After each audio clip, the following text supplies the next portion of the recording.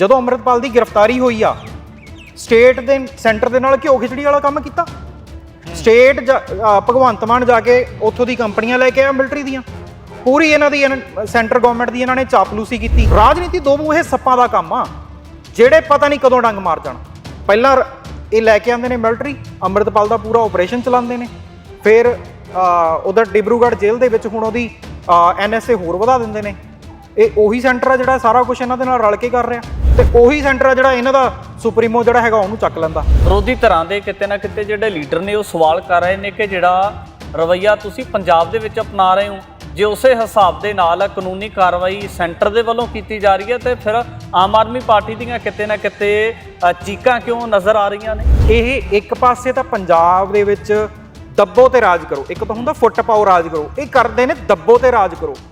ਅੰਮ੍ਰਿਤਪਾਲ ਦੇ ਹੱਕ ਦੇ ਵਿੱਚ ਹੁਣ ਜਦੋਂ ਇਕੱਠ ਹੋਣ ਲੱਗਿਆ, ਸਾਰਿਆਂ ਨੂੰ ਨਜ਼ਰਬੰਦ ਕੀਤਾ, ਸਾਰਿਆਂ ਨੂੰ ਘਰੋਂ ਘਰੀ ਬੰਦ ਕੀਤਾ। ਯਾਰ ਸਾਲ ਹੋ ਗਿਆ ਉਹਦਾ ਪੂਰਾ, ਤੁਹਾਡਾ ਚਾਅ ਪੂਰਾ ਹੋ ਗਿਆ ਉਹਨੂੰ ਅੰਦਰ ਰੱਖਣ ਦਾ, ਉਹਨਾਂ ਨੂੰ ਬਾਹਰ ਕੱਢੋ। ਕੋਈ ਕਤਲ ਨਹੀਂ ਕੀਤਾ ਉਹਨੇ, ਕਿਸੇ ਤੋਂ ਫਰੌਤੀ ਨਹੀਂ ਮੰਗੀ ਹੈਗੀ। ਅੰਮ੍ਰਿਤਪਾਲ ਦਾ ਸਿਰਫ ਇੰਨਾ ਕੁ ਕਸੂਰ ਹੈਗਾ ਕਿ ਉਹਨੇ ਪੰਜਾਬੀਆਂ ਦੇ ਸਿੱਖਾਂ ਦੇ ਜਿਹੜੇ ਹੱਕਾਂ ਦੀ ਗੱਲ ਕੀਤੀ। ਇੱਥੇ ਤਾਂ ਤੁਸੀਂ ਦੱਬੋ ਉਹਦੇ ਤੇ ਪਾ ਰਹੇ ਹੋ ਪੂਰਾ ਪ੍ਰੈਸ਼ਰ, ਤੇ ਜਦੋਂ ਪ੍ਰੈਸ਼ਰ ਸੈਂਟਰ ਦਾ ਪੈਂਦਾ ਤੁਹਾਡੇ ਤੇ ਸੇਮ ਹੀ ਤਰੀਕੇ ਨਾਲ ਪੈਂਦਾ, ਫਿਰ ਤੁਸੀਂ ਚੀਕਾਂ ਮਾਰਦੇ ਹੋ। ਜਦੋਂ NSA ਦੀ ਗੱਲ ਆਉਂਦੀ ਹੈ, ਜਦੋਂ ਨੌਜਵਾਨਾਂ ਦੀ ਗੱਲ ਆਉਂਦੀ ਹੈ, ਬੰਦੀ ਸਿੰਘਾਂ ਦੀ ਗੱਲ ਆਉਂਦੀ ਹੈ, ਸਿੱਖਾਂ ਦੀਆਂ ਮੰਗਾਂ ਦੀ ਗੱਲ ਆਉਂਦੀ ਹੈ, ਕਹਿੰਦੇ ਉਸ ਵਕਤ ਇਹਨਾਂ ਦੇ ਸਮਰਥਕ ਜਾਂ ਇਹਨਾਂ ਦੇ ਲੀਡਰ ਕਦੇ ਸੜਕਾਂ ਤੇ ਨਹੀਂ ਦੇਖੇ, ਨਾ ਹੀ ਕੋਈ ਕਿਸੇ ਤਰ੍ਹਾਂ ਦਾ ਬਿਆਨ ਆਇਆ। ਪਰ ਅੱਜ ਇੱਕੋ ਦਮ ਇੰਨੇ ਵੱਡੇ ਪੱਧਰ ਦੇ ਉੱਪਰ ਜਿਸ ਤਰੀਕੇ ਦੇ ਨਾਲ ਜਿਹੜੇ ਰੋਸ ਪ੍ਰਦਰਸ਼ਨ ਕੀਤੇ ਜਾ ਰਹੇ ਨੇ, ਇੰਨਾ ਵੱਡਾ ਕਾਰਨ ਕੀ ਬਣ ਰਿਹਾ ਹੈ? ਜਦੋਂ ਆਪਣੀ ਪੂੰਛ ਨੂੰ ਅੱਗ ਲੱਗੀ ਹੁੰਦੀ ਹੈ ਪਤਾ ਤਾਂ ਲੱਗਦਾ ਸੀ। ਹੁਣ ਤੱਕ ਮੇਰੇ ਖਿਆਲ ਨਾਲ ਇਹਨਾਂ ਨੂੰ 2-2.5 ਸਾਲ ਤਾਂ ਹੋ ਗਏ ਰਾਜ ਕਰਦਿਆਂ ਹੋਏ ਨੂੰ। ਹੁਣ ਤੱਕ ਕੀ ਬਦਲਾਵ ਦੇਖਿਆ ਆਪਾਂ? ਕੀ ਭਲਾ ਕਰਤਾ ਇਹਨਾਂ ਨੇ ਪੰਜਾਬ ਦੇ ਵਿੱਚ?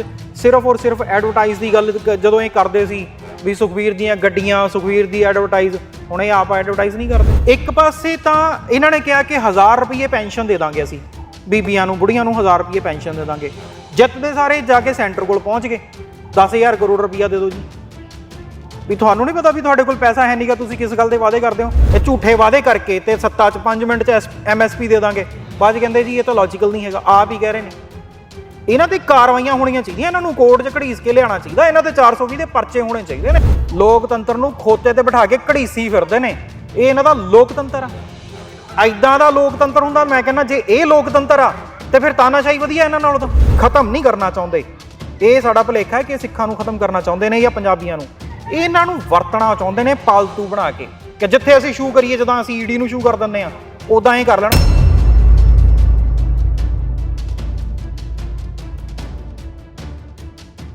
TV 84 ਦੇ ਨਾਲ ਜੁੜੇ ਹੋ, ਮੈਂ ਰਜਿੰਦਰ ਸਿੰਘ ਸਵਰਾਜ। ਇਹ ਗੱਲ ਕੀਤੀ ਜਾਵੇ ਤਾਂ ਭਾਰਤ ਦੀ ਰਾਜਨੀਤੀ ਦੇ ਵਿੱਚ ਕਿਤੇ ਨਾ ਕਿਤੇ तमाम ਸਾਰੀਆਂ ਚੀਜ਼ਾਂ ਤੇ तमाम ਪੱਖ ਦੇਖਣ ਨੂੰ ਸਾਹਮਣੇ ਆ ਰਹੇ ਨੇ।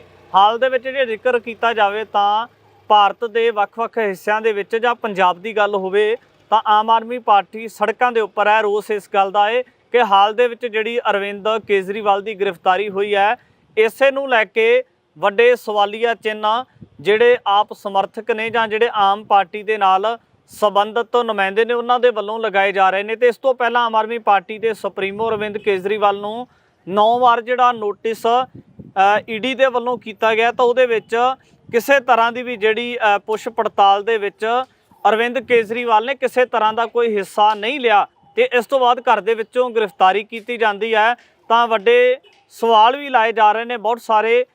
ਇਸੇ ਪੱਖਾਂ ਨੂੰ ਲੈ ਕੇ ਗੱਲਬਾਤ ਕਰਾਂਗੇ। ਗੱਲਬਾਤ ਕਰਨ ਵਾਸਤੇ ਮੇਰੇ ਨਾਲ ਭਗਤ ਸਿੰਘ ਨੇ, ਉਹਨਾਂ ਦੇ ਨਾਲ ਗੱਲਬਾਤ ਕਰਦੇ। ਬਾਈ ਸਵਾਗਤ ਹੈ ਸਭ ਤੋਂ ਪਹਿਲਾਂ। ਧੰਨਵਾਦ ਜੀ, ਧੰਨਵਾਦ ਬਾਈ ਜੀ। ਸਭ ਤੋਂ ਪਹਿਲਾਂ ਮੁੱਢਲੇ ਰੂਪ ਦੇ ਵਿੱਚ ਦੇਖਿਆ ਜਾਵੇ ਤਾਂ ਜਿਹੜੇ ਆਪ ਸਮਰਥਕ ਨੇ ਜਾਂ ਆਮ ਆਦਮੀ ਪਾਰਟੀ ਦੇ ਨਾਲ ਸੰਬੰਧਿਤ ਜਿਹੜੇ ਲੋਕ ਨੇ ਉਹ ਸਮਝਦੇ ਨੇ ਕਿ ਬਦਲਾਖੋਰੀ ਦੀ ਨੀਤੀ ਹੈ। ਤੁਹਾਡਾ ਨਜ਼ਰੀਆ ਕੀ ਇਸ ਬਾਰੇ? ਬਦਲਾਖੋਰੀ ਦੇਖੋ, ਰਾਜਨੀਤੀ ਤਾਂ ਹੈ ਹੀ ਬਦਲਾਖੋਰੀ ਆ। ਬਦਲਾਖੋਰੀ ਉਹ ਚੱਲਦੀ ਹੈ ਇੱਥੇ। ਹੁਣ ਤੁਸੀਂ ਦੇਖੋ, ਬਦਲਾਖੋਰੀ ਦੀ ਇਹ ਨੀਤੀ ਕਹਿੰਦੇ ਨੇ। ਤੁਸੀਂ ਜਿਹੜੇ ਕੇਸ ਦੇ ਵਿੱਚ ਅਰਵਿੰਦ ਕੇਜਰੀਵਾਲ ਇਸ ਟਾਈਮ ਗ੍ਰਿਫਤਾਰ ਹੋਇਆ, ਉਹ ਸ਼ਰਾਬ ਦਾ ਕਾਂਡ ਆ। ਕੱਲ ਪਰਸੋਂ ਹੀ ਪੰਜਾਬ ਦੇ 8 ਮੌਤਾਂ ਹੋਈਆਂ ਜ਼ਹਿਰੀਲੀ ਸ਼ਰਾਬ ਦੇ ਨਾਲ, ਹੈ ਨਾ। ਤੁਸੀਂ ਉਧਰ ਤਾਂ ਕਹਿ ਰਹੇ ਹੋ ਬਦਲਾਖੋਰੀ ਦੀ ਨੀਤੀ ਆ। ਤੁਹਾਡੀ ਰਾਜ ਦੇ ਵਿੱਚ 8 ਲੋਕ ਮਰੇ ਨੇ ਜ਼ਹਿਰੀਲੀ ਸ਼ਰਾਬ ਪੀ ਕੇ। ਕੋਈ BCL ਲਿਮਟਿਡ ਕਰਕੇ ਕੰਪਨੀ ਆ, ਔਰ ਉਸੇ ਕੰਪਨੀ ਦੇ ਕੋਈ ਹੋਟਲ ਨੇ ਜਿੱਥੇ ਅੱਜ ਐਸੀ ਸਰਕਾਰ ਦੀਆਂ ਮੀਟਿੰਗਸ ਹੋ ਰਹੀਆਂ ਨੇ। ਤੁਸੀਂ ਕਿੱਦਾਂ ਫੜੋਗੇ ਉਹਨਾਂ ਨੂੰ? ਤੁਸੀਂ ਉਹਨਾਂ ਨੂੰ, ਉਸ ਜਿਹੜੇ ਜ਼ਹਿਰੀਲੀ ਸ਼ਰਾਬ ਬਣਾਉਣ ਵਾਲੇ ਆ, ਉਹਨਾਂ ਨੂੰ ਕਦੋਂ ਫੜਨਗੇ? ਉਹਨਾਂ ਨੂੰ ਨਹੀਂ ਫੜਨਾ। ਆਪਣੇ ਸ਼ਰਾਬ ਮੰਤਰੀ ਨੂੰ ਕਦੋਂ ਸਵਾਲ ਪੁੱਛੋਗੇ? ਉਹਨਾਂ ਨੂੰ ਨਹੀਂ ਪੁੱਛਣਾ। ਉਧਰ ਜੇ ਸਵਾਲ ਹੋ ਗਏ ਮੈਨੂੰ ਨਹੀਂ ਪਤਾ ਉਹ ਸਵਾਲ ਸਹੀ ਨੇ, ਮੈਨੂੰ ਨਹੀਂ ਪਤਾ ਉਹ ਸਵਾਲ ਗਲਤ ਨੇ, ਤੇ ਉੱਥੇ ਕਹਿੰਦੇ ਉਹ ਬਦਲਾਖੋਰੀ ਦੀ ਨੀਤੀ ਆ। ਤੁਹਾਡੇ ਵਾਰੀ ਇਨਸਾਫ ਕਿੱਦੋਂ ਗਿਆ, ਤੁਹਾਡੀ ਵਾਰੀ ਲੋਕਤੰਤਰ ਕਿੱਧਰ ਗਿਆ? ਜਦੋਂ ਅੰਮ੍ਰਿਤਪਾਲ ਦਾ ਹੀ ਮੁੱਦਾ ਲੈ ਲਓ, ਇਹ ਕਹਿੰਦੇ ਨੇ ਬਦਲਾਖੋਰੀ ਦੀ ਨੀਤੀ ਨੇ। ਜਦੋਂ ਅੰਮ੍ਰਿਤਪਾਲ ਦੀ ਗ੍ਰਿਫਤਾਰੀ ਹੋਈ ਆ, ਸਟੇਟ ਦੇ ਸੈਂਟਰ ਦੇ ਨਾਲ ਘਿਓ ਖਿਚੜੀ ਵਾਲਾ ਕੰਮ ਕੀਤਾ। ਸਟੇਟ ਭਗਵੰਤ ਮਾਨ ਜਾ ਕੇ ਉੱਥੋਂ ਦੀ ਕੰਪਨੀਆਂ ਲੈ ਕੇ ਆਇਆ ਮਿਲਟਰੀ ਦੀਆਂ, ਪੂਰੀ ਇਹਨਾਂ ਦੀ ਸੈਂਟਰ ਗਵਰਨਮੈਂਟ ਦੀ ਇਹਨਾਂ ਨੇ ਚਾਪਲੂਸੀ ਕੀਤੀ। ਤੇ ਯਾਰ ਰਾਜਨੀਤੀ ਦੋ ਮੂੰਹੇ ਨਾਗ ਵਾਲਾ ਕੰਮ ਹੁੰਦਾ। ਰਾਜਨੀਤੀ, ਸਿੱਖਾਂ ਨੂੰ ਰਾਜਨੀਤੀ ਕਿਉਂ ਨਹੀਂ ਰਾਸ ਆਉਂਦੀ? ਸਿੱਖ ਰਾਜਨੀਤੀ 'ਚ ਐਕਸਪਰਟ ਕਿਉਂ ਨਹੀਂ ਹੈ? ਕਿਉਂਕਿ ਸਿੱਖ ਇਹ ਚੀਜ਼ ਨਹੀਂ ਕਰ ਸਕਦੇ। ਸਿੱਖਾਂ 'ਚ ਇਹ ਦੋ ਮੂੰਹੇ ਸੱਪਾਂ ਵਾਲਾ ਕੰਮ ਨਹੀਂ ਹੁੰਦਾ। ਰਾਜਨੀਤੀ ਦੋ ਮੂੰਹੇ ਸੱਪਾਂ ਦਾ ਕੰਮ ਆ, ਜਿਹੜੇ ਪਤਾ ਨਹੀਂ ਕਦੋਂ ਡੰਗ ਮਾਰ ਜਾਣ। ਪਹਿਲਾਂ ਇਹ ਲੈ ਕੇ ਆਉਂਦੇ ਨੇ ਮਿਲਟਰੀ, ਅੰਮ੍ਰਿਤਪਾਲ ਦਾ ਪੂਰਾ ਆਪਰੇਸ਼ਨ ਚਲਾਉਂਦੇ ਨੇ, ਫਿਰ ਉਧਰ ਡਿਬਰੂਗੜ੍ਹ ਜੇਲ੍ਹ ਦੇ ਵਿੱਚ ਹੁਣ ਉਹਦੀ NSA ਹੋਰ ਵਧਾ ਦਿੰਦੇ ਨੇ। ਇਹ ਉਹੀ ਸੈਂਟਰ ਆ ਜਿਹੜਾ ਸਾਰਾ ਕੁਝ ਇਹਨਾਂ ਦੇ ਨਾਲ ਰਲ ਕੇ ਕਰ ਰਿਹਾ, ਤੇ ਉਹੀ ਸੈਂਟਰ ਆ ਜਿਹੜਾ ਇਹਨਾਂ ਦਾ ਸੁਪਰੀਮੋ ਜਿਹੜਾ ਹੈਗਾ ਉਹਨੂੰ ਚੱਕ ਲੈਂਦਾ। ਬੜੀ ਖਤਰਨਾਕ ਚੀਜ਼ ਆ ਜੀ ਰਾਜਨੀਤੀ। ਅੱਜ ਦੇ ਟਾਈਮ 'ਚ ਰਾਜਨੀਤੀ, ਸਿੱਖਾਂ ਦੇ ਤਾਂ ਮੈਨੂੰ ਲੱਗਦਾ ਨਹੀਂ ਕਿ ਰਾਜਨੀਤੀ ਕਦੀ ਵੀ ਸਮਝ ਆਉਂਦੀ ਆ, ਕਿਉਂਕਿ ਸਿੱਖ ਬੜੇ ਭੋਲੇ ਨੇ। ਸਿੱਖ ਬੜਾ ਸਿੱਧਾ ਚੱਲਦੇ ਨੇ, ਜਿਹੜਾ ਦੁਸ਼ਮਣ ਉਹ ਦੁਸ਼ਮਣ, ਜਿਹੜਾ ਦੋਸਤ ਉਹ ਦੋਸਤ। ਪਰ ਤੁਸੀਂ ਦੇਖੋ ਇੱਥੇ ਸਿੱਖਾਂ ਨੂੰ, ਮੈਨੂੰ ਲੱਗਦਾ ਇੱਥੋਂ ਦੀ ਸਿੱਖਣਾ ਬਹੁਤ ਜ਼ਰੂਰੀ ਆ।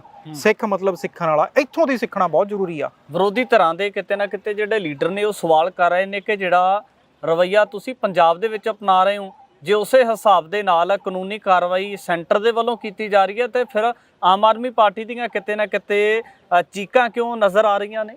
ਉਹੀ ਤਾਂ ਸਮਝ ਨਹੀਂ ਆਉਂਦਾ ਇਹਨਾਂ ਦਾ। ਇਹ ਇੱਕ ਪਾਸੇ ਤਾਂ ਪੰਜਾਬ ਦੇ ਵਿੱਚ ਦੱਬੋ ਤੇ ਰਾਜ ਕਰੋ, ਇੱਕ ਤਾਂ ਹੁੰਦਾ ਫੁੱਟ ਪਾਓ ਰਾਜ ਕਰੋ, ਇਹ ਕਰਦੇ ਨੇ ਦੱਬੋ ਤੇ ਰਾਜ ਕਰੋ। ਅੰਮ੍ਰਿਤਪਾਲ ਦੇ ਹੱਕ ਦੇ ਵਿੱਚ ਹੁਣ ਜਦੋਂ ਇਕੱਠ ਹੋਣ ਲੱਗਿਆ, ਸਾਰਿਆਂ ਨੂੰ ਨਜ਼ਰਬੰਦ ਕੀਤਾ, ਸਾਰਿਆਂ ਨੂੰ ਘਰੋਂ ਘਰੀ ਬੰਦ ਕੀਤਾ। ਯਾਰ ਸਾਲ ਹੋ ਗਿਆ ਉਹਦਾ ਪੂਰਾ, ਤੁਹਾਡਾ ਚਾਅ ਪੂਰਾ ਹੋ ਗਿਆ ਉਹਨੂੰ ਅੰਦਰ ਰੱਖਣ ਦਾ, ਹੁਣ ਉਹਨੂੰ ਬਾਹਰ ਕੱਢੋ। ਕੋਈ ਕਤਲ ਨਹੀਂ ਕੀਤਾ ਉਹਨੇ, ਕਿਸੇ ਤੋਂ ਫਰੌਤੀ ਨਹੀਂ ਮੰਗੀ ਹੈਗੀ, ਕਿਸੇ ਦੇ ਜਾ ਕੇ ਘਰੋਂ ਦੀ ਕਿਸੇ ਜਵਾਕ ਨੂੰ ਨਹੀਂ ਕੱਢ ਕੇ ਲੈ ਕੇ ਆਇਆ ਹੈਗਾ ਕਿਸੇ ਨੂੰ। ਮਤਲਬ ਦੇਖੋ, ਅੰਮ੍ਰਿਤਪਾਲ ਦਾ ਸਿਰਫ ਇੰਨਾ ਕੁ ਕਸੂਰ ਹੈਗਾ ਕਿ ਉਹਨੇ ਪੰਜਾਬੀਆਂ ਦੇ, ਸਿੱਖਾਂ ਦੇ ਜਿਹੜੇ ਹੱਕਾਂ ਦੀ ਗੱਲ ਕੀਤੀ। ਇੱਥੇ ਤਾਂ ਤੁਸੀਂ ਦੱਬੋ ਉਹਦੇ ਤੇ ਪਾ ਰਹੇ ਹੋ ਪੂਰਾ ਪ੍ਰੈਸ਼ਰ, ਤੇ ਜਦੋਂ ਉੱਥੇ ਜਦੋਂ ਪ੍ਰੈਸ਼ਰ ਸੈਂਟਰ ਦਾ ਪੈਂਦਾ ਤੁਹਾਡੇ ਤੇ ਸੇਮ ਹੀ ਤਰੀਕੇ ਨਾਲ ਪੈਂਦਾ, ਫਿਰ ਤੁਸੀਂ ਚੀਕਾਂ ਮਾਰਦੇ ਹੋ। ਇਹ ਸਿੱਧਾ ਸਿੱਧਾ ਦੋਗਲੀ ਨੀਤੀ ਆ। ਸਿੱਧੇ ਸਿੱਧੇ ਇਹ ਦੋਗਲੇ ਨੇ, ਚਾਹੇ ਸੈਂਟਰ ਵਾਲੇ ਹੋਣ ਚਾਹੇ ਸਟੇਟ ਵਾਲੇ ਹੋਣ। ਇਸੇ ਮਾਮਲੇ ਦੇ ਵਿੱਚ ਕਿਤੇ ਨਾ ਕਿਤੇ ਵੱਡੇ ਸਵਾਲ ਇਹ ਵੀ ਕੀਤੇ ਜਾਂਦੇ ਆ, ਜੇ ਕਿਸੇ ਵਿਰੋਧੀ ਧਿਰ ਦੇ ਕਿਸੇ ਲੀਡਰ ਨੂੰ ਈਡੀ ਹੱਥ ਪਾਉਂਦੀ ਹੈ ਤਾਂ ਉਹ ਪੜਤਾਲ ਦੇ ਵਿੱਚ ਉਸੇ ਵੇਲੇ ਹਾਜ਼ਰ ਹੋ ਜਾਂਦਾ ਹੈ। ਤੇ ਜੇ ਆਪ ਸੁਪਰੀਮੋ ਅਰਵਿੰਦ ਕੇਜਰੀਵਾਲ ਨੂੰ 9 ਵਾਰ ਈਡੀ ਦੇ ਵੱਲੋਂ ਨੋਟਿਸ ਕੀਤਾ ਜਾਂਦਾ ਹੈ, ਉਸ ਤੋਂ ਬਾਅਦ ਕੋਰਟ ਦਾ ਰੁਖ ਕੀਤਾ ਜਾਂਦਾ ਹੈ, ਚਾਰੇ ਪਾਸਿਆਂ ਤੋਂ ਨਾ ਹੋਣ ਤੋਂ ਬਾਅਦ ਕੇਜਰੀਵਾਲ ਸਭ ਦੇ ਮਨ ਦੇ ਵਿੱਚ ਡਰ ਕਿਹੜੀ ਗੱਲ ਦਾ ਸੀ, ਜੇ ਉਹ ਕਿਤੇ ਨਾ ਕਿਤੇ ਲੋਕ ਕਹਿੰਦੇ ਨੇ ਕਿ ਉਹ ਸੱਚੇ ਸੀਗੇ? ਦੇਖੋ, ਇਹ ਤਾਂ ਇਹਨਾਂ ਦਾ ਸੱਚ ਹੁਣ ਨੰਗਾ ਹੋ ਚੁੱਕਿਆ। ਪਿੱਛੇ ਦੇ ਜਿਹੜੇ ਇਹਨਾਂ ਦੇ ਇਲੈਕਟ੍ਰੋਨਿਕ ਬੌਂਡ ਦੇ ਜਿਹੜੇ ਜਿੰਨੇ ਵੀ ਖੁਲਾਸੇ ਹੋਏ ਨੇ, ਈਡੀ ਤਾਂ ਦੇਖੋ ਸਰਕਾਰੀ ਸੰਸਥਾ, ਆਮ ਵੈਰੀ ਸੌਰੀ ਟੂ ਸੇ ਕਿ ਇਹਨਾਂ ਨੇ ਈਡੀ ਨੂੰ ਐ ਬਣਾ ਰੱਖਿਆ ਕਿ ਛੂ ਈਡੀ ਇੱਧਰ ਨੂੰ, ਛੂ ਈਡੀ ਉੱਧਰ ਨੂੰ। ਇਹਨਾਂ ਨੇ ਤਾਂ ਈਡੀ ਦਾ ਜਲੂਸ ਕੱਢ ਰੱਖਿਆ। ਈਡੀ ਵਾਲਿਆਂ ਅਫਸਰਾਂ ਨੂੰ, ਮੈਨੂੰ ਆਪ ਨੂੰ ਨਹੀਂ ਪਤਾ, ਉਹਨਾਂ ਨੂੰ ਇਹ ਚੀਜ਼ ਸਮਝ ਨਹੀਂ ਆਉਂਦੀ। ਤੁਸੀਂ ਦੇਖੋ ਕਿ ਇੱਕ ਕੰਪਨੀ 312 ਕਰੋੜ ਰੁਪਈਆ ਉਹਦਾ ਟਰਨਓਵਰ ਆ ਸਾਲ ਦਾ, ਤੇ ਇਲੈਕਟ੍ਰੋਨਿਕ ਬੌਂਡ ਦੇ ਥਰੂ ਉਹ 1322 ਕਰੋੜ ਰੁਪਏ ਦਾ ਚੰਦਾ ਦਿੰਦੀ ਆ। ਹੁਣ ਉੱਪਰ ਦਾ ਜਿਹੜਾ ਆ ਉਹ ਕਾਲਾ ਧਨ ਹੋਇਆ। ਜਿਸ ਕੰਪਨੀ ਦੇ ਸਾਰੇ ਐਸਡ ਇਹ ਉਹ ਕਰ ਕਰਾ ਕੇ 412 ਕਰੋੜ ਰੁਪਈਆ ਟੋਟਲ ਇੱਕ ਸਾਲ 'ਚ ਆਉਂਦਾ, ਉਹ 1300 ਕੁਝ ਕਰੋੜ ਦਾ ਚੰਦਾ ਦੇ ਰਹੀ ਹੈ ਬੀਜੇਪੀ ਨੂੰ। ਕਦੋਂ? ਈਡੀ ਦੇ ਛਾਪੇ ਤੋਂ ਬਾਅਦ। ਈਡੀ ਤਾਂ ਈਡੀ ਹੋ ਗਈ, CBI ਹੋ ਗਈ, ਜਿੰਨਾ ਵੀ ਤੰਤਰ ਹੈਗਾ ਉਹ ਤਾਂ ਹੁਣ ਬੀਜੇਪੀ ਨੇ ਐ ਰੱਖ ਰੱਖਿਆ ਜਿਵੇਂ ਉਹ ਬੀਜੇਪੀ ਦੀ ਜੇਬ 'ਚ ਆ, ਤੇ ਜਿਵੇਂ ਪਾਲਤੂ ਇੱਕ ਰੱਖਿਆ ਹੁੰਦਾ ਵੀ ਇੱਕ ਡੰਗ ਮਾਰਨ ਨੂੰ, ਵੀ ਇਹ ਜਾ ਇਹਨੂੰ ਡੰਗ ਮਾਰ ਲਾ, ਜਾ ਉਹਨੂੰ ਡੰਗ ਮਾਰ ਲਾ। ਉਹ ਸਿਰਫ ਉਹਨਾਂ ਨੂੰ ਡੰਗ ਮਾਰਦੇ ਆ ਜਦੋਂ ਬੀਜੇਪੀ ਦੇ ਜਿਹੜੇ ਨੇਤਾ ਨੇ, ਜਿਹੜੇ ਕਰਪਸ਼ਨ 'ਚ ਘਿਰੇ ਹੋਏ ਨੇ, ਜਦੋਂ ਉਹ ਚਲੇ ਜਾਂਦੇ ਬੀਜੇਪੀ 'ਚ, ਉਹਨਾਂ ਦੀਆਂ ਇਨਕੁਆਰੀਆਂ ਬੰਦ ਹੋ ਜਾਂਦੀਆਂ ਨੇ। ਇਹ ਤਾਂ ਸ਼ਰੇਆਮ ਲੋਕਤੰਤਰ ਦਾ ਜਲੂਸ ਕੱਢਣਾ, ਜਿਹੜਾ ਮੈਂ ਕਹਾਂਗਾ ਉਹ ਤਾਂ ਲਫ਼ਜ਼ ਹੁਣ ਛੋਟਾ ਹੋ ਗਿਆ। ਲੋਕਤੰਤਰ ਨੂੰ ਤਾਂ ਖੋਤੇ ਤੇ ਬਿਠਾ ਲਿਆ ਇਹਨਾਂ ਨੇ। ਲੋਕਤੰਤਰ ਨੂੰ ਖੋਤੇ ਤੇ ਬਿਠਾ ਕੇ ਘੜੀਸੀ ਫਿਰਦੇ ਨੇ। ਇਹ ਇਹਨਾਂ ਦਾ ਲੋਕਤੰਤਰ ਆ। ਐਦਾਂ ਦਾ ਲੋਕਤੰਤਰ ਹੁੰਦਾ, ਮੈਂ ਕਹਿੰਦਾ ਜੇ ਇਹ ਲੋਕਤੰਤਰ ਆ ਤੇ ਫਿਰ ਤਾਨਾਸ਼ਾਹੀ ਵਧੀਆ ਇਹਨਾਂ ਨਾਲੋਂ ਤਾਂ। ਚਾਈਨਾ ਦੇ ਅੰਦਰ ਤਾਨਾਸ਼ਾਹੀ ਆ, ਪਰ ਆ ਕੁਝ ਨਹੀਂ ਹੋ ਰਿਹਾ ਉੱਥੇ। ਲੋਕੀ ਜਿਉਂਦੇ ਨੇ, ਵਧੀਆ ਖਾਂਦੇ ਨੇ, ਵਧੀਆ ਪੀਂਦੇ ਨੇ। ਇੱਥੇ ਤਾਂ ਇਹਨਾਂ ਨੇ ਲੋਕਾਂ ਦਾ ਜੀਣਾ ਹਰਾਮ ਕਰ ਦਿੱਤਾ। ਜਿਹੜੇ ਆਪ ਤੇ ਸਮਰਥਕ ਨੇ ਉਹਨਾਂ ਦੇ ਵੱਲੋਂ ਸਵਾਲ ਕੀਤਾ ਜਾਂਦਾ ਹੈ ਕਿ ਕਾਂਗਰਸ ਦਾ, ਬੀਜੇਪੀ ਦਾ, ਹੋਰ ਜਿਹੜੀਆਂ ਭਾਰਤ ਪੱਖੀ ਪਾਰਟੀਆਂ ਨੇ ਉਹਨਾਂ ਦਾ ਅਲਾਈਅੰਸ ਹੋਇਆ, ਤਾਂ ਇਸੇ ਦੇ ਵਿਰੋਧ ਦੇ ਵਜੋਂ ਜਿਹੜਾ ਬੀਜੇਪੀ ਦੇ ਵੱਲੋਂ ਬਦਲਾਖੋਰੀ ਕੀਤੀ ਜਾ ਰਹੀ ਹੈ ਉਹਨਾਂ ਨੂੰ ਅਰਵਿੰਦ ਕੇਜਰੀਵਾਲ ਦਾ ਕੱਦ ਬਹੁਤ ਵੱਡਾ ਦਿਸਦਾ ਆ? ਕੱਦ ਦੀ ਗੱਲ ਨਹੀਂ ਆ ਜੀ, ਦੇਖੋ ਟਾਰਗੇਟ ਕਲੀਅਰ ਹੋਣੇ ਚਾਹੀਦੇ ਆ। ਮੈਂ ਬੀਜੇਪੀ ਦੀ ਗੱਲ ਕਰਾਂ, ਉਹ 400 ਤੋਂ ਪਾਰ ਦੀ ਗੱਲ ਕਰਦੇ ਨੇ, ਉਹਦਾ ਟਾਰਗੇਟ ਕਲੀਅਰ ਆ। ਇਸ ਵਾਰੀ ਉਹ 400 ਤੋਂ ਪਾਰ ਜਾਣਾ ਚਾਹੁੰਦੇ ਨੇ। ਔਰ ਉਸ ਤੁਸੀਂ ਸੁਣਿਆ ਹੋਣਾ ਪਿਛਲੇ ਦਿਨੀ ਕਾਂਗਰਸ ਦੇ ਜਿਹੜਾ ਰਾਹੁਲ ਗਾਂਧੀ ਹੈਗਾ, ਰਾਹੁਲ ਗਾਂਧੀ ਕਹਿੰਦਾ ਵੀ ਸਾਡੇ ਸਾਰੇ ਖਾਤੇ ਫ੍ਰੀਜ਼ ਕਰਤੇ ਇਹਨਾਂ ਨੇ, ਅਸੀਂ ਕਿਸੇ ਨੂੰ ਬੱਸ ਦੀ ਟਿਕਟ ਲੈ ਕੇ ਦੇਣ ਜੋਗੇ ਨਹੀਂ ਵੀ ਦੂਜੀ ਸਟੇਟ 'ਚ ਜਾ ਕੇ ਪ੍ਰਚਾਰ ਕਰ ਲਓ। ਉਹਨਾਂ ਦਾ ਪ੍ਰਚਾਰ ਮਾਰਤਾ। ਇਧਰੋਂ ਆਪ ਵਾਲਿਆਂ ਦਾ ਸੁਪਰੀਮੋ ਅੰਦਰ ਸਿੱਟਤਾ। ਚਾਹੇ ਇਹ ਇਲੈਕਸ਼ਨ ਤੋਂ ਬਾਅਦ ਕਹਿ ਦੇਣਗੇ ਜੀ ਸਬੂਤ ਨਹੀਂ ਲੱਭੇ ਤੇ ਅਰਵਿੰਦ ਕੇਜਰੀਵਾਲ ਬਰੀ ਆ ਜੀ, ਪਰ ਇਲੈਕਸ਼ਨ ਤੋਂ ਬਾਅਦ ਉਹਨੂੰ ਬਰੀ ਕਰ ਦਿੱਤਾ ਤੇ ਉਹ ਵੀ ਆਪੋਜੀਸ਼ਨ ਪਾਰਟੀ। ਹੁਣ ਬੀਜੇਪੀ ਦੇ ਸਾਹਮਣੇ ਲੜਨ ਵਾਲਾ ਕੌਣ ਆ? ਅਰਵਿੰਦ ਕੇਜਰੀਵਾਲ ਆ ਜਾਂ ਕਾਂਗਰਸ ਹੈਗੀ ਆ? ਅਕਾਲੀਆਂ ਦੀ ਉਹਦੇ ਨਾਲ ਸਿੱਧੀ ਗੱਠਜੋੜ ਹੈਗੀ ਆ, ਉਹ ਤਾਂ ਕਲੀਅਰ ਹੋ ਗਿਆ। ਠੀਕ ਆ, ਹੁਣ ਆਪੋਜੀਸ਼ਨ 'ਚ ਲੜਨ ਵਾਲਾ ਹੀ ਕੋਈ ਨਹੀਂ ਹੈਗਾ ਤਾਂ 400 ਤੋਂ ਪਾਰ ਤਾਂ ਗਏ। ਪਰ 400 ਤੋਂ ਪਾਰ ਜਿਹੜਾ ਸਿੱਖਾਂ ਲਈ ਸਭ ਤੋਂ ਵੱਡੀ ਜਿਹੜੀ ਖਤਰੇ ਦੀ ਘੰਟੀ ਆ ਨਾ, ਇਹ 400 ਤੋਂ ਪਾਰ ਸਿੱਖਾਂ ਨੂੰ ਬੜਾ ਮੈਨੂੰ ਪਤਾ ਨਹੀਂ ਸਿੱਖ ਸੁੱਤੇ ਕਿਉਂ ਪਏ ਨੇ। ਸਿੱਖ ਬਹੁਤ ਗੂੜੀ ਨੀਂਦ 'ਚ ਨੇ ਔਰ ਮੈਨੂੰ ਲੱਗਦਾ ਕਿ ਇਸ ਵਾਰੀ 84 ਤੋਂ ਵੱਡੀ ਤਿਆਰੀ ਉਹ ਕਰੀ ਬੈਠੇ ਨੇ। 400 ਤੋਂ ਪਾਰ ਜਿਹੜਾ ਨਾ, ਇਹ ਸੰਵਿਧਾਨ ਦਾ ਇੱਕ ਕਲੌਜ਼ ਆ ਕਿ ਜੇ ਸੰਵਿਧਾਨ 'ਚ ਕੋਈ ਵੱਡੇ ਅਮੈਂਡਮੈਂਟ ਕਰਨੇ ਆ ਤਾਂ ਉਹਨਾਂ ਨੂੰ 400 ਸੀਟਾਂ ਚਾਹੀਦੀਆਂ ਨੇ ਸੰਵਿਧਾਨ ਨੂੰ ਪਲਟਣ ਵਾਸਤੇ। ਰਾਮਦੇਵ ਐਵੇਂ ਕੋਈ ਨੀਂਦ 'ਚ ਉੱਠ ਕੇ ਨਹੀਂ ਕਹਿੰਦਾ ਕਿ ਸੰਵਿਧਾਨ ਪਲਟ ਦੇਵਾਂਗੇ। ਇਹਨਾਂ ਦੇ ਨੇਤਾ ਜਿਹੜੇ ਅਲੱਗ-ਅਲੱਗ ਬਿਆਨ ਦਿੰਦੇ ਨੇ, ਤੁਸੀਂ ਦੇਖਿਆ ਹੀ ਉਹ ਸੋਸ਼ਲ ਮੀਡੀਆ 'ਤੇ ਬਹੁਤ ਸਾਰੇ ਬਿਆਨ ਫਿਰਦੇ ਨੇ ਕਿ ਸੰਵਿਧਾਨ ਪਲਟਾਂਗੇ, ਸੰਵਿਧਾਨ ਦੇ ਖਿਲਾਫ ਨੇ, ਬੇਸਿਕਲੀ ਸੰਵਿਧਾਨ ਦੇ ਖਿਲਾਫ ਨੇ। ਇਹ 400 ਆਏ ਨਹੀਂ ਤੇ ਉਸ ਤੋਂ ਬਾਅਦ ਇਹ ਲੋਕਤੰਤਰ ਕੁਛ ਨਹੀਂ ਰਹਿਣਾ, ਇੱਥੇ ਤਾਨਾਸ਼ਾਹੀ ਚੱਲੂਗੀ ਤੇ 400 ਤੋਂ ਪਾਰ ਜਾਂਦੇ ਹੀ ਇਹ ਸੰਵਿਧਾਨ ਪਲਟਣਗੇ। ਔਰ ਸਭ ਤੋਂ ਵੱਡਾ ਇਹਨਾਂ ਨੂੰ ਜਿਹੜਾ ਖਤਰਾ ਆ ਨਾ, ਉਹ ਸਿੱਖ ਲੱਗਦੇ ਨੇ। ਇਹ ਹੋਰ ਕਿਸੇ ਨੂੰ ਤਾਂ ਕੁਝ ਸਮਝਦੇ ਨਹੀਂ, ਪੰਜਾਬ ਨੂੰ ਹੀ ਸਮਝਦੇ ਨੇ। ਜਦੋਂ 47 ਵਾਪਰਿਆ, 47 'ਚ ਇਹਨਾਂ ਨੇ ਪੰਜਾਬ ਦੇ 2 ਟੋਟੇ ਕੀਤੇ। ਤੁਸੀਂ ਹਿਸਾਬ ਲਗਾਓ, ਜੇ ਪੰਜਾਬ ਦੇ 2 ਟੋਟੇ ਨਾ ਕਰਦੇ ਉਸ ਸਮੇਂ ਤਾਂ ਪੰਜਾਬ ਦੀ ਹੱਥ ਕਿਤੇ ਲੱਗਦੀ? ਦਿੱਲੀ ਤੋਂ 30-32 ਕਿਲੋਮੀਟਰ ਇੱਧਰ ਨੂੰ ਰਹਿ ਜਾਂਦੇ ਆਪਾਂ, ਦਿੱਲੀ ਤੋਂ ਸਿਰਫ 30-32 ਕਿਲੋਮੀਟਰ ਇੱਧਰ ਨੂੰ ਰਹਿ ਜਾਂਦੇ। ਇਹਨਾਂ ਨੂੰ ਇਹ ਡਰ ਸੀ ਵੀ ਜੇ ਪੰਜਾਬੀਆਂ ਨੇ ਖਿੱਤਾ ਪੂਰਾ ਦੇਤਾ ਤੇ ਇਹਨਾਂ ਨੇ ਤਾਂ ਥਪੇੜੇ ਮਾਰ ਕੇ ਖੋਲਣਾ। ਉਸ ਤੋਂ ਬਾਅਦ ਇਹਨਾਂ ਨੇ ਪੰਜਾਬ ਨੂੰ ਵੰਡਿਆ। ਹੁਣ ਬਾਰਡਰ ਉਹ ਪਰਲੇ ਪਾਸੇ 400 ਕਿਲੋਮੀਟਰ ਪਰਲੇ ਪਾਸੇ, 600 ਕਿਲੋਮੀਟਰ ਪਰਲੇ ਪਾਸੇ, ਉਧਰ ਵੀ ਪੰਜਾਬੀ ਮਰ ਰਿਹਾ, ਇੱਧਰ ਵੀ ਪੰਜਾਬੀ ਮਰ ਰਿਹਾ। ਹੁਣ ਵੀ ਇਹਨਾਂ ਨੂੰ ਸਭ ਤੋਂ ਵੱਡਾ ਖਤਰਾ ਫਿਰ ਪੰਜਾਬ ਤੋਂ ਹੀ ਆ। ਜਿਹੜਾ ਅੱਧਾ ਬਚਿਆ ਪੰਜਾਬ ਆ, ਉਹ ਨਿੱਤ ਦਿਹਾੜੀ ਜਾ ਕੇ ਦਿੱਲੀ ਬੈਠਾ ਹੁੰਦਾ। ਇਸ ਲਈ 400 ਤੋਂ ਪਾਰ ਜਾ ਕੇ ਜਦੋਂ ਇਹਨਾਂ ਨੇ ਚੱਲਣਾ, ਉਸ ਤੋਂ ਬਾਅਦ ਇਹ ਕੋਈ ਕੁਛ ਕਰਨਗੇ। 47 'ਚ ਜੋ ਕੁਛ ਕੀਤਾ ਉਹ ਤਾਂ ਬਹੁਤ ਛੋਟਾ ਰਹਿ ਜਾਣਾ। 47 ਤੇ 84, ਕਿਉਂਕਿ ਸਿੱਖਾਂ ਨੂੰ, ਪੰਜਾਬੀ ਖਿੱਤੇ ਨੂੰ, ਸਿਕੰਦਰ ਨਾਲ ਲੜਨ ਵਾਲੇ ਖਿੱਤੇ ਨੂੰ ਕੰਟਰੋਲ ਕਰਕੇ ਰੱਖਣਾ ਚਾਹੁੰਦੇ ਨੇ। ਅਬਦਾਲੀ ਦੇ ਨਾਲ ਲੜਨ ਵਾਲੇ ਖਿੱਤੇ ਨੂੰ ਕੰਟਰੋਲ ਕਰਕੇ ਰੱਖਣਾ ਚਾਹੁੰਦੇ ਨੇ, ਪਾਲਤੂ ਬਣਾ ਕੇ ਰੱਖਣਾ ਚਾਹੁੰਦੇ ਨੇ, ਖਤਮ ਨਹੀਂ ਕਰਨਾ ਚਾਹੁੰਦੇ। ਇਹ ਸਾਡਾ ਭੁਲੇਖਾ ਹੈ ਕਿ ਸਿੱਖਾਂ ਨੂੰ ਖਤਮ ਕਰਨਾ ਚਾਹੁੰਦੇ ਨੇ ਜਾਂ ਪੰਜਾਬੀਆਂ ਨੂੰ। ਇਹਨਾਂ ਨੂੰ ਵਰਤਣਾ ਚਾਹੁੰਦੇ ਨੇ ਪਾਲਤੂ ਬਣਾ ਕੇ, ਕਿ ਜਿੱਥੇ ਅਸੀਂ ਸ਼ੂ ਕਰੀਏ, ਜਦੋਂ ਅਸੀਂ ਈਡੀ ਨੂੰ ਸ਼ੂ ਕਰ ਦਿੰਦੇ ਆ, ਉੱਦਾਂ ਹੀ ਕਰ ਲੈਣ। ਪਰ ਇਹਨਾਂ ਦੀ ਇਹ ਸੋਚ ਆ, ਵਾਪਰਦਾ ਕੀ ਆ, ਕੀ ਹੁੰਦਾ ਉਹ ਬਾਅਦ 'ਚ ਆ, ਪਰ ਇਹ ਸਾਰੇ ਰਗੜੇ ਝਗੜੇ ਵਿੱਚ ਪੋਲਿਟਿਕਸ ਦੇ ਵਿੱਚ ਹਰ ਬੰਦੇ ਦਾ ਆਪਣਾ ਓਪੀਨੀਅਨ ਹੋ ਸਕਦਾ। ਪਰ ਅੱਜ ਦੇ ਰੋਸ ਪ੍ਰਦਰਸ਼ਨਾਂ ਨੂੰ ਲੈ ਕੇ ਲੋਕਾਂ ਦੇ ਵੱਲੋਂ ਸਵਾਲ ਤਾਂ ਇਹ ਕੀਤੇ ਜਾ ਰਹੇ ਨੇ, ਜਿਹੜੇ ਧਰਨਿਆਂ ਦੇ ਉੱਪਰ ਬੈਠੇ ਹੋਏ ਨੇ, ਕਿ ਜਦੋਂ ਐਨਐਸਏ ਦੀ ਗੱਲ ਆਉਂਦੀ ਹੈ, ਜਦੋਂ ਨੌਜਵਾਨਾਂ ਦੀ ਗੱਲ ਆਉਂਦੀ ਹੈ, ਬੰਦੀ ਸਿੰਘਾਂ ਦੀ ਗੱਲ ਆਉਂਦੀ ਹੈ, ਸਿੱਖਾਂ ਦੀਆਂ ਮੰਗਾਂ ਦੀ ਗੱਲ ਆਉਂਦੀ ਹੈ, ਕਹਿੰਦੇ ਉਸ ਵਕਤ ਇਹਨਾਂ ਦੇ ਸਮਰਥਕ ਜਾਂ ਇਹਨਾਂ ਦੇ ਲੀਡਰ ਕਦੇ ਸੜਕਾਂ ਤੇ ਨਹੀਂ ਦੇਖੇ, ਨਾ ਹੀ ਕੋਈ ਕਿਸੇ ਤਰ੍ਹਾਂ ਦਾ ਬਿਆਨ ਆਇਆ। ਪਰ ਅੱਜ ਇੱਕੋ ਦਮ ਇੰਨੇ ਵੱਡੇ ਪੱਧਰ ਦੇ ਉੱਪਰ ਜਿਸ ਤਰੀਕੇ ਦੇ ਨਾਲ ਜਿਹੜੇ ਰੋਸ ਪ੍ਰਦਰਸ਼ਨ ਕੀਤੇ ਜਾ ਰਹੇ ਨੇ, ਇੰਨਾ ਵੱਡਾ ਕਾਰਨ ਕੀ ਬਣ ਰਿਹਾ ਇਹਦਾ? ਦੇਖੋ, ਇਹ ਜਿਹੜਾ ਕਾਰਨ ਆ ਨਾ, ਜਦੋਂ ਆਪਣਾ ਘਰ ਫੂਕਦਾ ਨਾ, ਆਪਣੇ ਘਰ ਨੂੰ ਅੱਗ ਲੱਗੀ ਹੁੰਦੀ ਆ, ਜਾਂ ਮੈਂ ਸਿੱਧੀ ਗੱਲ ਕਰਾਂ, ਜਦੋਂ ਆਪਣੀ ਪੂੰਛ ਨੂੰ ਅੱਗ ਲੱਗੀ ਹੁੰਦੀ ਆ, ਪਤਾ ਤਾਂ ਲੱਗਦਾ ਸੇਕਦਾ। ਇਹਨਾਂ ਨੇ ਪਿਛਲੇ ਦਿਨੀ ਸਿੱਖਾਂ ਨਾਲ ਜੋ ਕੀਤਾ, ਠੀਕ ਆ, ਮੇਰਾ ਅੰਮ੍ਰਿਤਪਾਲ ਦੇ ਨਾਲ ਵਿਰੋਧ ਹੈਗਾ, ਮੈਂ ਬਹੁਤ ਸਾਰੇ ਸਵਾਲ ਉਹਨੂੰ ਕੀਤੇ ਨੇ, ਪਰ ਬੀਇੰਗ ਆ ਸਿੱਖ, ਜੋ ਕੰਮ ਉਹ ਕਰ ਰਿਹਾ, ਉਹ ਸਾਰੇ ਕੰਮ ਜਿਹੜੇ ਹੈਗੇ ਆ ਉਹ ਸਿੱਖ ਕੌਮ ਦੇ ਹੱਕ ਦੇ ਵਿੱਚ ਸੀਗੇ।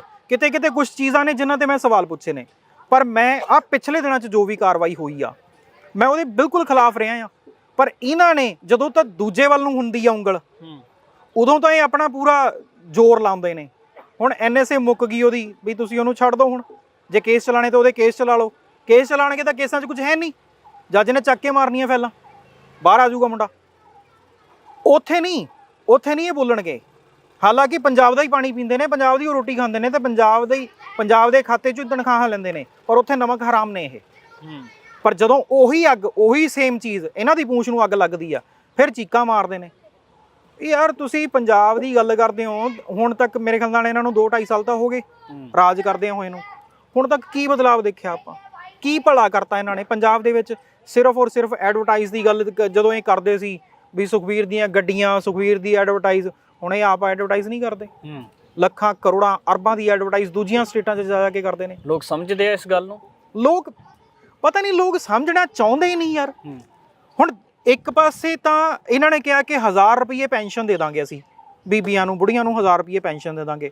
ਜਿੱਤਦੇ ਸਾਰੇ ਜਾ ਕੇ ਸੈਂਟਰ ਕੋਲ ਪਹੁੰਚ ਗਏ, 10,000 ਕਰੋੜ ਰੁਪਈਆ ਦੇ ਦਿਓ ਜੀ।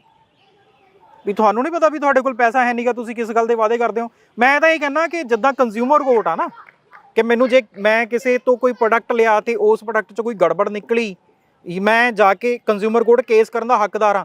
ਇੱਦਾਂ ਦੀ ਕੋਈ ਕੇਸ ਹੋਣੀ ਚਾਹੀਦੀ, ਇੱਦਾਂ ਦਾ ਕੋਈ ਕੋਰਟ ਹੋਣਾ ਚਾਹੀਦਾ। ਇਹ ਜਿੱਦਾਂ ਹੁਣ ਇਹਨਾਂ ਨੇ ਕੀਤਾ, ਇਹ ਝੂਠੇ ਵਾਅਦੇ ਕਰਕੇ ਤੇ ਸੱਤਾ 'ਚ 5 ਮਿੰਟ 'ਚ MSP ਦੇ ਦਾਂਗੇ, ਬਾਅਦ 'ਚ ਕਹਿੰਦੇ ਜੀ ਇਹ ਤਾਂ ਲੌਜੀਕਲ ਨਹੀਂ ਹੈਗਾ। ਆਪ ਹੀ ਕਹਿ ਰਹੇ ਨੇ। ਇਹਨਾਂ ਤੇ ਕਾਰਵਾਈਆਂ ਹੋਣੀਆਂ ਚਾਹੀਦੀਆਂ, ਇਹਨਾਂ ਨੂੰ ਕੋਰਟ 'ਚ ਘੜੀਸ ਕੇ ਲਿਆਉਣਾ ਚਾਹੀਦਾ, ਇਹਨਾਂ ਤੇ 420 ਦੇ ਪਰਚੇ ਹੋਣੇ ਚਾਹੀਦੇ ਨੇ। ਬਿਲਕੁਲ ਬਿਲਕੁਲ। ਮੌਜੂਦਾ ਸਮੇਂ ਦੇ ਵਿੱਚ ਜਿਸ ਤਰੀਕੇ ਦੇ ਨਾਲ ਪੰਜਾਬ ਦੀ ਸੱਤਾ ਦਾ ਤੇ ਪੰਜਾਬ ਦੇ ਸੱਤਾਹੀਨ ਲੋਕਾਂ ਦਾ ਜ਼ਿਕਰ ਹੋ ਰਿਹਾ ਹੈ, ਤਾਂ ਇਸੇ ਦੇ ਵਿੱਚ ਅਰਵਿੰਦ ਕੇਜਰੀਵਾਲ ਜਿਹੜੇ ਇੱਕ ਆਮ ਆਦਮੀ ਪਾਰਟੀ ਦਾ ਵੱਡਾ ਚਿਹਰਾ ਮੰਨੇ ਜਾਂਦੇ ਨੇ, ਉਹ ਈਡੀ ਦੀ ਹਿਰਾਸਤ ਦੇ ਵਿੱਚ ਨੇ। ਤੇ ਆਉਣ ਵਾਲੇ ਸਮੇਂ ਦੇ ਵਿੱਚ ਦੇਖਣਾ ਹੋਵੇਗਾ ਕਿਸ ਤਰੀਕੇ ਦੇ ਸਮੀਕਰਨ ਬਣ ਸਕਦੇ ਨੇ। ਅੱਗੇ ਦੀ ਗੱਲਬਾਤ ਵੀ ਲੈ ਕੇ ਤੁਹਾਡੇ ਦਰਮਿਆਨ ਹਾਜ਼ਰ ਹੁੰਦੇ ਰਹਾਂਗੇ। ਧੰਨਵਾਦ।